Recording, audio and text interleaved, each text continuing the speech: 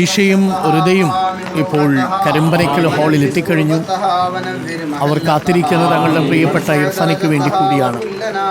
ഇർഫാനയുടെ യാത്രാമൊഴിയാണ്, India പ്രാർത്ഥനകളാണ് ഇപ്പോൾ ഇർഫാനയുടെ വീട്ടിൽ പ്രേക്ഷകർ കേൾക്കുന്നത്. ഇർഫാനയുടെ വാപ്പ ഹൃദയം തകർന്നു നിൽക്കുന്ന ദൃശ്യങ്ങൾ കാണാം. ചില്ലുപെട്ടിയിൽ തൻ്റെ കുഞ്ഞിങ്ങനെ കിടക്കുന്നത് ഇന്നലെ ഏകദേശം ഈ സമയം വരെയും വൈകുന്നേരം 4 മണി വരെയും ഈ വാപ്പ ഇങ്ങനെ കരുതിയിട്ടുണ്ടാവില്ല. ഒരുപാട് സ്വപ്നങ്ങളും കിനാക്കളും കണ്ട് കുഞ്ഞു മക്കൾ വളർന്നു തുടങ്ങിയതാണ്. ഇർഫാന്റെ പ്രിയപ്പെട്ട പൊന്നുമോള് യാത്ര തിരിക്കുകയാണ്. നീ സ്വീകരിക്കണേ പ്രിയപ്പെട്ട പൊന്നുമോളുടെ ജീവിതത്തിലെ സുഹൃതങ്ങൾ മുഴുവനും നീ കബൂലാക്കണേ തമ്പുരാനേ. അവരുടെ മാതാപിതാക്കൾക്ക് നീ ക്ഷമയും സമാധാനവും നൽകണേ തമ്പുരാനേ. ഞങ്ങളുടെ സുഹൃത്ത് സലാമിന്റെ മനസ്സിന് നീ ഈമാൻ നൽകണേ തമ്പുരാനേ, സുബ്ർ നൽകണേ തമ്പുരാനേ. പ്രിയപ്പെട്ട പൊന്നുമോളുടെ ഉമ്മാക്ക് നീ ആഫിയത്ത് നൽകണേ തമ്പുരാനേ, സഹനശേഷി നൽകണേ തമ്പുരാനേ. ഈ പൊന്നുമോളെ കൂടെ നാളെ സ്വർഗത്തിൽ അവർ നീ ഒരുമിച്ച് കൂട്ടണേ. വല്ലാതെ ഹൃദയം നൊന്ന് ഒരു നാട് മുഴുവൻ പ്രാർത്ഥിക്കുകയാണ്. ഇർഫാനയുടെ അന്ത്യയാത്രാമൊഴി, ഇർഫാനയുടെ വീട്ടിൽ നിന്നുള്ള ദൃശ്യങ്ങളാണ് പ്രേക്ഷകർ ഇപ്പോൾ കാണുന്നത്. എല്ലാം തകർന്നു നിൽക്കുന്ന ഒരു വാപ്പയെ നിങ്ങൾക്ക് ആ ദൃശ്യത്തിൽ കാണാം. തങ്ങളുടെ കുഞ്ഞുമകളെ, കുഞ്ഞോമനയെ യാത്ര അയക്കുന്നതിൻ്റെ വേദനയിൽ വിരുമ്പി നിൽക്കുന്ന നാട്ടുകാരെയും ബന്ധുക്കളെയും നിങ്ങൾക്കവിടെ കാണാം.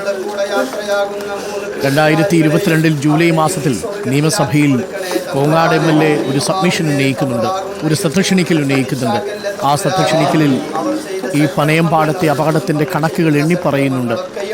അതിൽ 7 പേർ മരിച്ചുവെന്നാണ് അന്ന് MLA പറഞ്ഞതെങ്കിൽ ഇപ്പോൾ 4 പേര് കൂടിയായി 11 പേരായിത്തീരുന്നു.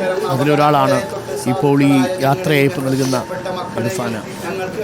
താങ്ങാനാവുന്നില്ല സഹോദരങ്ങൾക്ക്, താങ്ങാനാവുന്നില്ല കൂടപ്പിറപ്പുകൾക്ക്, കണ്ടു നിൽക്കാനാവുന്നില്ല ഉറ്റവർക്ക്.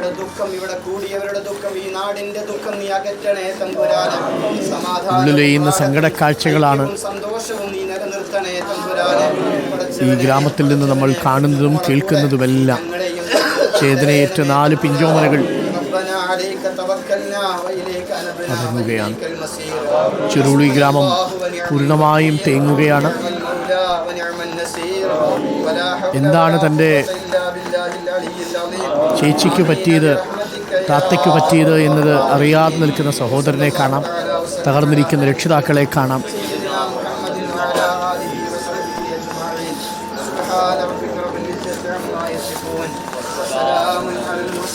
കൃത്യമായ റോഡിൻ്റെ വളവ് നിവൃത്തിയിരുന്നെങ്കിൽ, ആ റോഡിൻ്റെ സ്മൂത്തനിങ് ഒന്ന് കുറച്ചിരുന്നെങ്കിൽ, അവിടെ കൃത്യമായ സൈൻ ബോർഡുകൾ വെച്ചിരുന്നുവെങ്കിൽ, പലതവണ ഇതേപോലെ മഴവെള്ളച്ചാറ്റലിൽ അപകടങ്ങൾ പതിവായൊരിടത്ത് കുറച്ചുകൂടി ശ്രദ്ധയൊന്നും നമ്മൾ കരുതിയിരുന്നെങ്കിൽ നമുക്ക് ഈ കുഞ്ഞുങ്ങളെ നഷ്ടപ്പെടില്ലായിരുന്നു എന്നാണ് നാട്ടുകാർ ഇന്നലെ പ്രതിഷേധിച്ചപ്പോഴും പറഞ്ഞിരുന്നത്.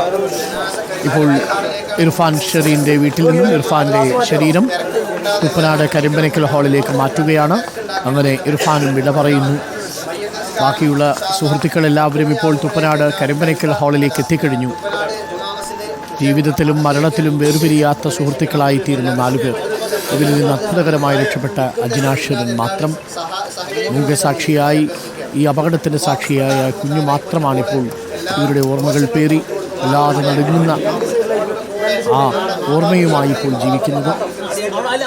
ഇർഫാൻ ഷെറീൻ്റെ ശരീരം പുറത്തേക്കെടുക്കുകയാണ്. ദീപക്കുണ്ട്. ദീപക് ഇപ്പോൾ ഇർഫാൻ്റെ ശരീരവും ഈ ഹാളിലേക്ക് കൊണ്ടുപോവുകയാണ്. തൊട്ടടുത്ത് തന്നെയാണല്ലോ ഹാളല്ലേ. ഇപ്പോഴും മഴ പെയ്യുന്നുണ്ടോ ദീപക് പുറത്ത്? അരുൺ, നേരത്തെ മഴ ഇപ്പോഴും ഉണ്ട് എന്നുള്ളതാണ്. ഇർഫാൻ അഷ്റഫിൻ്റെ മൃതദേഹവും പ്രാർത്ഥനാ ചടങ്ങുകൾ പൂർത്തിയാക്കിയ ശേഷം ഇപ്പോൾ ഹാളിലേക്ക് കൊണ്ടുപോവുകയാണ്. ഇനി പൊതുദർശന ചടങ്ങ് നടക്കാനുള്ളത് അവിടെയാണ്. 10 മണിക്ക് മയ്യത്ത് നമസ്കാരം എന്നുള്ളതാണ് ഇപ്പോൾ ഇവിടെ ഈ ചടങ്ങുകൾക്ക് നേതൃത്വം നൽകിയിരിക്കുന്നവരൊക്കെ അറിയിച്ചിരിക്കുന്നത്. ആ അർത്ഥത്തിൽ വീട്ടിലുള്ള പൊതുദർശന ചടങ്ങുകൾ പൂർണ്ണമായും അവസാനിച്ചിരിക്കുന്നു. ഇനിയിപ്പോൾ നേരത്തെ തന്നെ 3 കൂട്ടുകാരികളെ അവിടേക്ക് എത്തിച്ചിട്ടുണ്ട്. അവിടേക്ക് ഇർഫാന കൂടി എത്തും. അതിനുശേഷം അവിടെ പൊതുദർശന ചടങ്ങുകൾ നടക്കുമെന്നുള്ളതാണ്. ഏതാണ്ട് 2 മണിക്കൂറോളം സമയം മാത്രമായിരിക്കും കരിമ്പനയ്ക്കൽ ഹാളിൽ പൊതുദർശന ചടങ്ങുകൾ ഉണ്ടാവുക എന്നുള്ളത് കൂടി പറയേണ്ടി വരും. ഏറ്റവും ഒടുവിൽ ഇർഫാനയുടെ പിതാവ് സലാമിനും മാതാവ് ഫാരിസയ്ക്കുമൊക്കെ ഒരു നോക്ക് കൂടി കാണാനുള്ള അവസരം ഇവിടെ ഒരുക്കിയിരുന്നു. രണ്ടുപേരും അന്ത്യചുംബനം നൽകി. ഏറ്റവും ഒടുവിൽ ഫാരിസയ്ക്ക് തൻ്റെ പൊന്നോമനയെ കൈവിട്ടു പോകുന്ന കഴിയാതെ തന്നെ കുഴഞ്ഞു പോകുന്ന കാഴ്ചയൊക്കെ നമ്മൾ കാണേണ്ടിയും വന്നു.